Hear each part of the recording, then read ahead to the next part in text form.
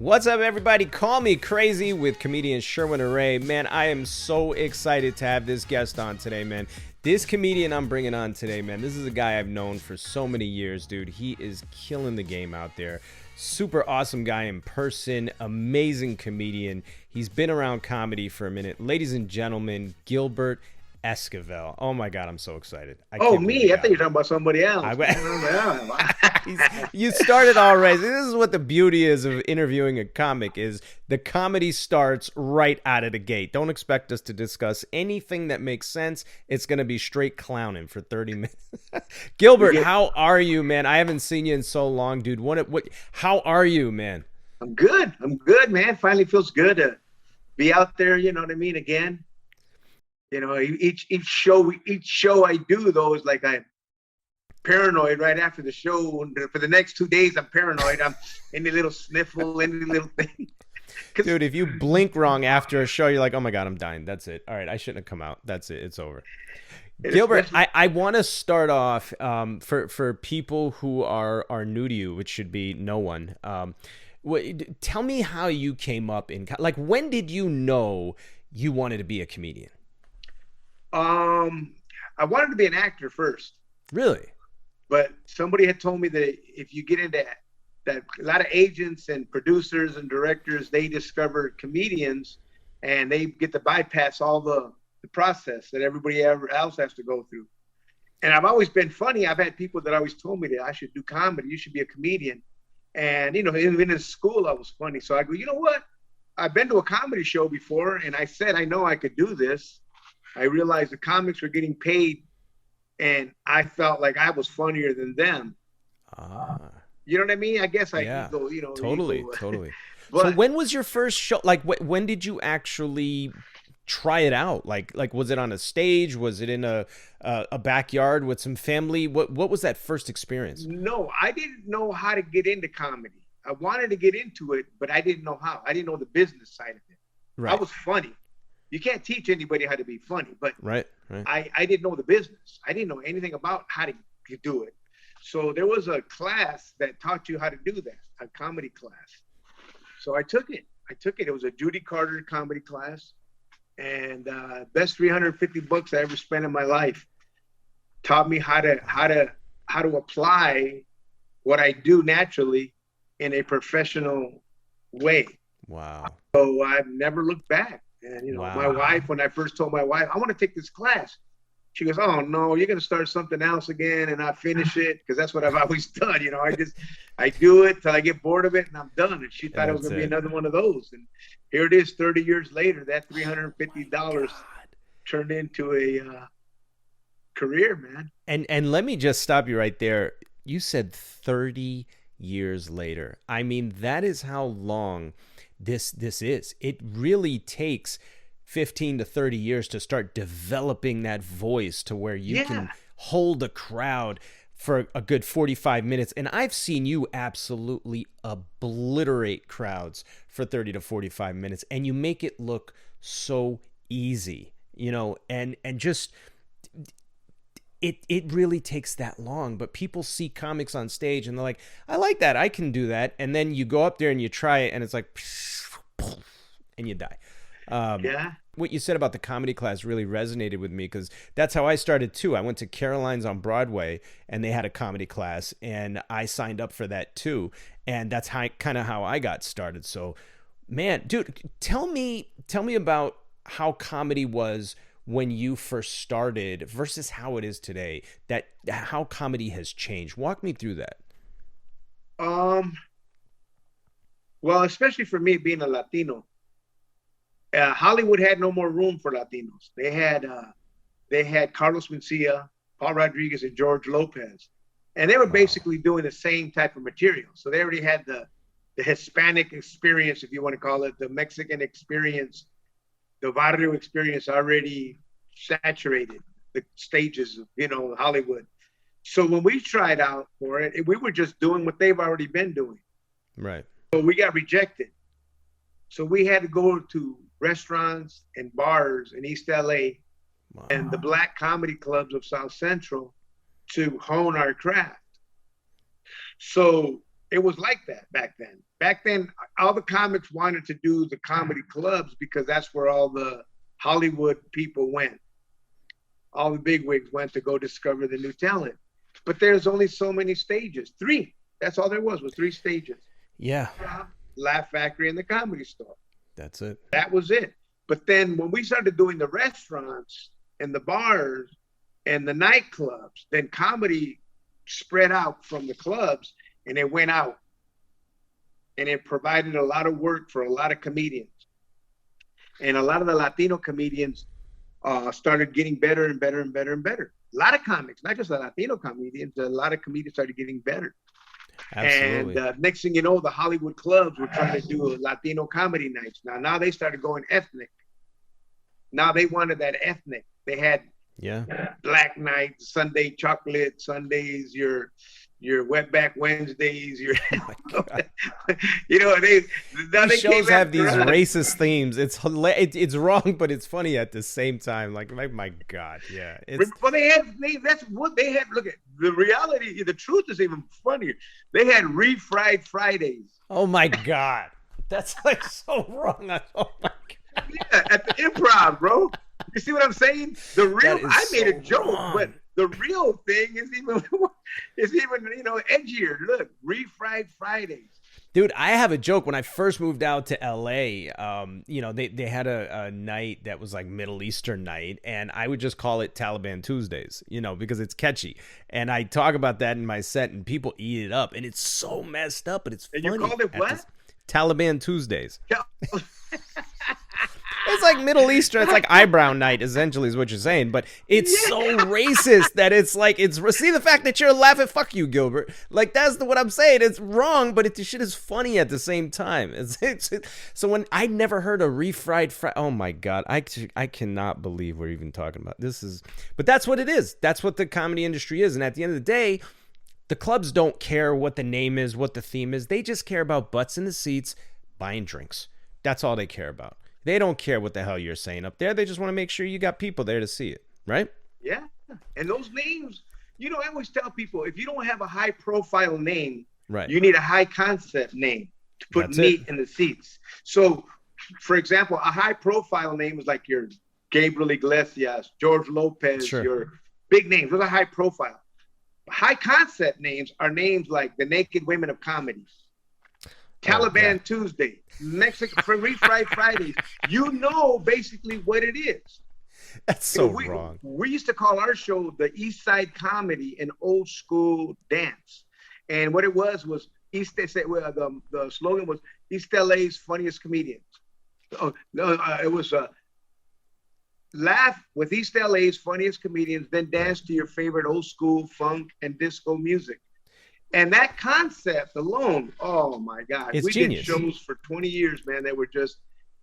You know why? It's brilliant because you're telling people they're going to laugh and they're going to dance in the same night for the same ticket price. That's a hell of a deal. Yeah, but this is what these Taliban Tuesdays and your Refried Fridays and your Mexican Mondays... these names are funny. They may be offensive to some people. Yeah. But it brought meat to the table, baby. Hey, listen, you know what? It works. And back to how comedy has changed. I mean, if you look at things the way they were, I remember watching Eddie Murphy Raw when I was a kid, and some of the things that he said in there, if he were to say those things today, it would never fly. He'd be canceled. I mean, one of his lines in there, he's like, did y'all see Delirious? In Delirious, I made fun of faggots, and faggots were met. Like, if he said that today, it'd never fly. And comedy has changed so much since then. I as a comedian, we've really, when you put these filters on us, it makes it a lot more difficult for us because comedians are about expression. We're literally telling you how we see the world from our perspective, and we're trying to make you laugh. But when you say you can't say this and you can't talk about that and you can't do it in this way and that way, you're really handcuffing us when we go out there, and you're setting us up for these chuckle laughs and not that stomachache laugh. So I hope one day we can see that unedited version of comedy that we once had years ago, because I miss it. I miss the days of like Eddie Murphy Raw. You know, that's I came up watching that. Um, Gilbert, do you have a favorite audience you like performing for? Because like has the way you had mentioned, you know, they have like Latino night and white Oh yeah, night my and favorite chocolate. audiences are black audiences. Me too, hands down, Yeah, 100%. they black people let you know when you're funny, Yeah, and when that's you're right. not funny. They're Yeah, the most yeah, honest audience there is. 100%. You know, you were saying something about our hands being tied. I was in the hospital for a month and a half from COVID. Oh my And God. when I was in there, when I first went in there, I was fighting with the doctors. Yeah, I was fighting with the doctors and the nurses and just being a big baby. Like everybody, I don't know what happens to people when they go to the hospital, they act like jerks. So I was one of those. And I'm also, you know, I'm a man of faith. You know, I'm very spiritual. You know, I consider myself spiritual because I'm, you know, and I was, and in my faith, I was like, okay, God, my life is in your hands, pretty much. That's because this COVID thing, I didn't know what direction it was going. I didn't know. Some people were dying, some weren't. I didn't know where I stood. But I heard this voice inside, this thought that said, those doctors and those nurses, those are my hands. If they say you're going home, you're going home. If they say no, you're not. Now, I don't know where that came from, but I believe I know where it came from. But after I changed my whole attitude and I started treating them different, it changed the whole spirit of the whole hospital. It changed the room. It changed that whole floor. I was on the COVID floor. But what I realized was because I was tying their hands, but in that same voice told me, comedians are the doctors of emotion. What these doctors are doing here physically, you comedians do emotionally. So you're the physicians of the world. And from that point on, I started looking at comedians different. And if you keep comedians are the ones that keep the world balanced. They keep it with the truth, the ugly truth. You may not want to hear it. Some people are offensive. Some people, you know, it's the way it is. But if you start tying our hands, you're going to do that. You're tying our hands. You're not letting us use our medicine to It's heal true. you. So that Yeah. I got a different perspective for comedians now, man. I call myself the butler of the comedians, man. I'm their butler. Whatever they need, I'll bring it to them. There you That's go again. Oh my God. that's what I Gilbert, feel you like. You know, comedians, man, we don't get the credit. We don't even give ourselves the credit that we it's the deserve. hardest job in the world. It really is. I mean, you can learn how to be a doctor. You can learn how to be an engineer. You can learn. I mean, these things are teachable, but as you said, you can't teach someone how to be funny, and no two shows are the same. When you go out there, you don't know what that audience is going to be like. You don't know if the comic that went up before you is going to bomb, and now you have to get the crowd back, and you don't know who's going to shout things out in the middle of your show. Like, so many things can happen, and not to say that acting is easier, but with acting, if you mess up a scene, they're like, cut, shoot it again. Gilbert, here's your lines. This time we want you to say it with a little bit more sensitivity, and you can shoot it again. There's no shoot it again with this. You're on stage with a microphone, and either you hit that ball or you don't, and you're by yourself. So comedy is very difficult in different ways because you're all alone, and there's no telling which way a show is going to go.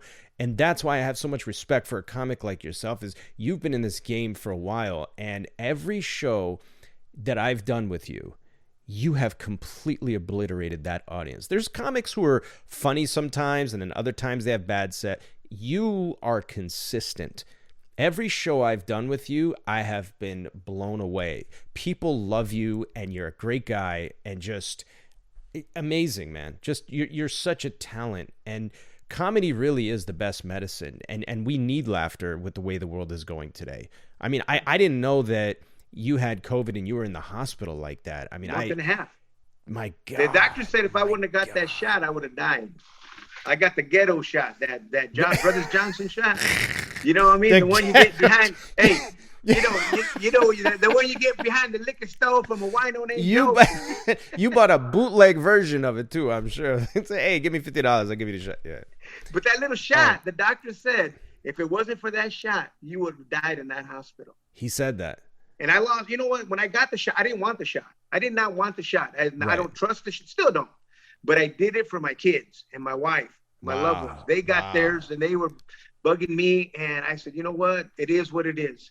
And when I got it, I lost all my muscles and my legs, all my muscles, and my calves are gone, my legs gone. And I knew it was from the shot. When you But say gone, you mean you couldn't walk? I lost them. I lost my muscle mass. My legs were flabby and it was hard. Oh. You know, I could walk, but it was really hard. How long after you got the shot did you get COVID? Uh, I don't know, within about 6 months, 7 months, Okay. you know, but what happened was I regained my muscles back. When I was in the hospital, I regained all my muscles back after I started getting better, you know, but yeah, you know, it was weird because as we're talking about it, when I went into the hospital, the first few nights were like a MASH unit, Right. screaming, cussing, I can't breathe, help me. And you're around that all night. I was in there yelling, mad. I was mad because they were making me mad and stuff because some stuff happened that shouldn't have happened. But even then, it was like when I changed my attitude, and what happened was it was a doctor named Ricky. And not Ricky, I forgot his name, but I forgot this guy. Ricky was another story. This other guy comes in and I'm trying to tell him something that happened miraculously that I experienced that, and he didn't want it. To him, it was no big deal. I'm like, whatever, what am I telling this guy for? But he told me, he goes, it's so nice to see you getting up and trying to walk. He said, you're the only one on this floor that's doing that. Nobody else can move. Oh my God. He said, just seeing you is giving me so much encouragement. And I'm like, wow. And then it hit me. I go, these guys they need encouragement. They need something that's going to give them hope into what they're doing is working. So I said, you know what? That's when I made a deal with my doctor. I told my doctor, I go, look, I'll make a deal with you. If you fight for me, I'll fight for you. Man. I'll help you. I go, I won't fight you no more. I'll fight for you. If you fight for me, I will fight for you. So what I did is I decided I'm going to start encouraging all these nurses and doctors when they come in here. I'm going to make them laugh. Genius. That's genius. So, bro, I turned that place into a comedy club. I had these nurses coming in there and doctors, and I was picking on them. I was making them laugh. Next thing you know, they're picking on me. They're fighting with me. You know what? I mean, I'm live. I'm going live with this. I went live from the hospital from my room just so I could show everybody what it's like to be in a COVID room, because nobody has access to a COVID room. And I wanted to show what it's like. So anyway, that whole spirit of everybody on that floor changed, and all that screaming and all that stuff stopped. It all became, dude, they literally, they were telling me, we need you, because long story short, they realized that I was breathing the way they wanted me to breathe because of the singing exercises that I took. I used to take singing classes. And the guy goes, where did you learn how to breathe? I go, well, through singing. They teach us this. He goes, well, you know what? That's how we want you to breathe. Why don't you do this? Can you try singing?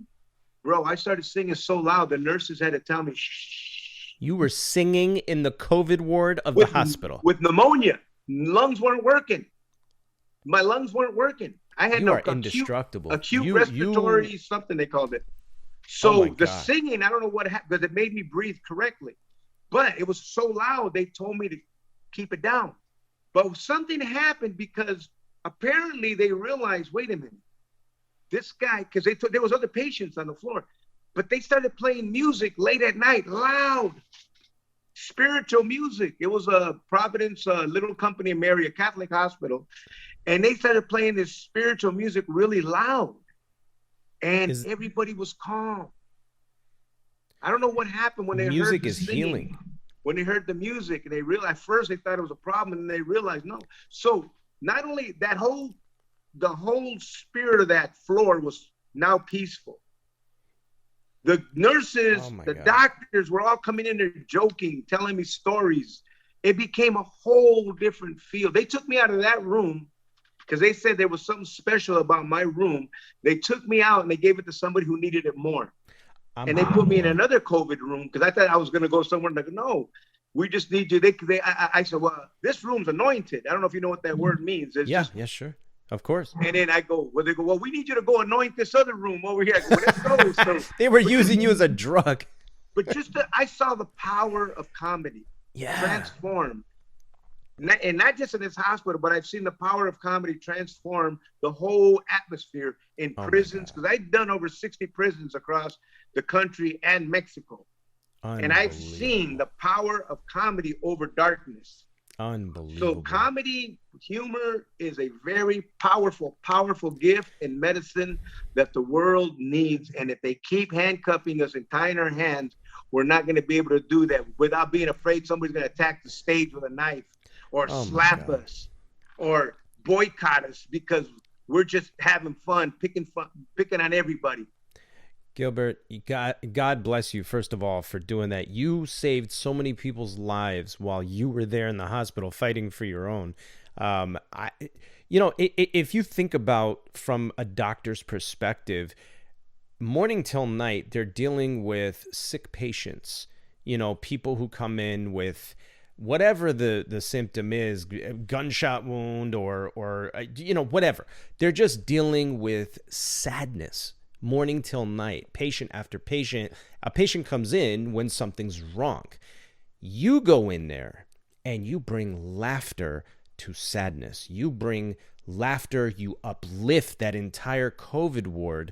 All of those people in there probably were thinking they're going to die. And you come in there and you heal those people with laughter and singing and music, and you put the whole staff in a good mood. They should give you Blue Shield for free for life, if in my opinion, for what you did, because that is unheard of, bro. First of all, God bless you for what you did, man. I mean, you have my respect. You always have, but I have never heard of somebody going into a death ward, which is what that really is, and bringing laughter in there and helping heal people in there. That's incredible. I mean, I'm blown away. Like, oh my God. You have to talk about this. In whenever your time comes, when you want to film your special, please tell this story, because these people would love to hear this. And I know you've got a major tour coming up. Is that right? You've got a comedy tour that's going to be a big... Walk me through that so that we can all... because I'm telling you, people are going to want to come out and see you, and walk me through that tour. Where can people find out about this tour? Okay, this tour, it's a 20-year anniversary tour of the Latin Kings of Comedy. And it was a tour that was done with Paul Rodriguez, Joey Medina, Alex Raimundo, and I think it was George Lopez. Wow. I think it was, but those were the first four kings. And then, because they wanted to do the black kings of comedy. Mm-hmm. Okay, well, so they did that. 20 years later, they brought the tour back. Okay. And this time it's with Paul Rodriguez, Dennis Gaxiola. Dennis has got over 150 million views on one of his videos on Dry Bar Comedy. That's out of control. Very funny video, too. Joey Medina. Sure. Johnny Sanchez, Little Joker from Mad TV. Yeah. And myself. And they were doing it already. Oh, man. And I guess one of them couldn't make it, so I was going to replace them. So while I was doing that, they started talking. They said, we need a host. We need somebody that can host us. They go, let's get Gilbert. I'm a professional host. I'm a professional studio audience warm-up. That's what I did for, many years. So now they made me the host of the tour. So I get the... Gilbert, oh my God. You're hosting this thing? Matter of fact, this Friday, we did Visalia. We did Lake Elsinore. We're doing the Commerce Casino Friday, the 24th of June. Wow. The next night on the 25th, we're in El Paso, Texas at the Plaza Theater. And then we're going to be in Turlock, California on the 8th of July. Then on the 15th, we're in Bakersfield. On the 16th, we're in Laughlin at the Tropicana. Then we're going to be in Chicago. The first week of August, we're going to be in Chicago. Oh, my goodness. They're still coming in. The gigs are still, Gilbert, this is incredible. You're hosting this thing. This is like, oh, my God. I mean, you talk about karma and what you did for those people in that hospital, and look how God repays you. You are now the host of the Latin Kings of Comedy Tour reunion. This is incredible. Where can people buy tickets? Do they have to go to the venue site of each show, or is there like a Latin Kings of Comedy site where they can go and just buy tickets? And then how can they buy tickets to these events to come see you? They have to go to the venue, the actual venue. You got to go to the venue, and that's where it's at. But it's a good idea, though. They should have it where you can buy tickets directly from. Chicano Hollywood is the one that's behind it all. Chicano, they should have a thing where they go to Chicano Hollywood and do it. But I guess they work with various promoters, so everybody does it different. I was thinking it'd be better if there was one site where they go on there and then they pick the city that they're in, and then it tells them, okay, the tour is coming to this city on this date, and then because then they don't have to go look for the theater in Bakersfield and the theater in Texas and the theater in, each of those is going to have a different site. There should be one site, and then it routes it by date. I used to own a Radio Shack, so I'm good with this kind of shit. But anyway, that's another discussion we can talk about. You used to own a Radio Shack? And no, I'm kidding. It was in my Taliban Tuesdays. I used to live in a shack with a radio. That's what I was like. You have a joke that I love of yours. If we could just you remember the whole raising the roof bit that you told? Oh, remember that? Can you tell that joke? I don't mean to put you on the spot. It's a warning to black people. This joke kills me every time I hear this. Please walk us through the joke, please. It's a warning to black people. It was when it was back when Trump was in office, and I go, black people, please pray for us Mexicans, because they're trying to send us back to Mexico. Don't let them do that, black people, because if they send us back, you're the new Mexicans. Ain't gonna be no more raising the roof. You guys got to put it on after. You know, a black lady yesterday. I did a show yesterday, and this black lady came up to me. You're so crazy, and da da da da. She goes, I love that joke you did about raising the roof. Bro, that joke. So you're the second person. That joke murdered me because I did not see that angle. I remember you doing it, and you were like, there's no more raising the roof. Now you got to put it on. That took me out when you did that. Bro, you are so talented. Gilbert, where can people find you on social media, man? Please listen. I want to increase your following. I want to increase your brand. I love you. You're a great guy. Hilarious, man. First of all, I'm happy you're alive. Let's get that out of the way. I'm happy you're alive, and thank you for what you did for those patients and those doctors in the hospital. And you've got so many big things coming up. How can people find Gilbert? If you go to Facebook, you can look under comedian Gilbert Esquivel.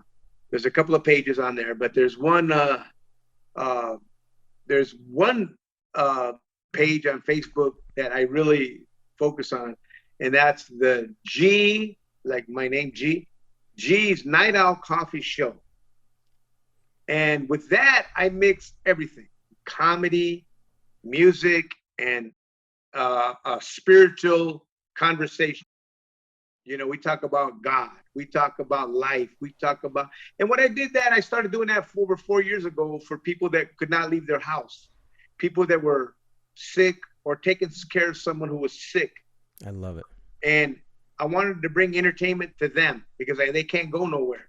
So that little show took off because I didn't realize how many people are sick, how many people are hurting, how many people are depressed, going through anxiety, people that are dealing with life right now and there are a lot of lonely people out there. And this allowed for people to come together as a community and keep each other company. And a lot of relationships came out of that. A lot of people became friends, dear friends, but it's been 4 years later, and I got a girl that comes on the show with me. Her name is Lulu. She sings beautiful.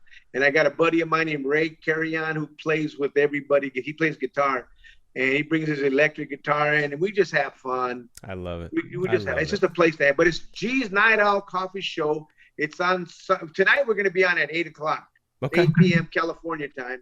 But it's usually on Sunday nights. Sunday nights. Okay. Sunday nights, 8 p.m. Ladies and gentlemen, Gilbert Esquivel. Call me crazy with Gilbert Esquivel. I'm so honored. Thank you, Gilbert, for your time. God bless you for what you've done, and I'm so excited to see where your career is going to go from here. I mean, this tour you're on, I'm a fan, dude. Thank you so much for everything. God bless you, and best of luck to you in your tour. I will definitely see you out there on the circuit, man. Gilbert Esquivel, ladies and gentlemen. Right out, sure. Take care, brother.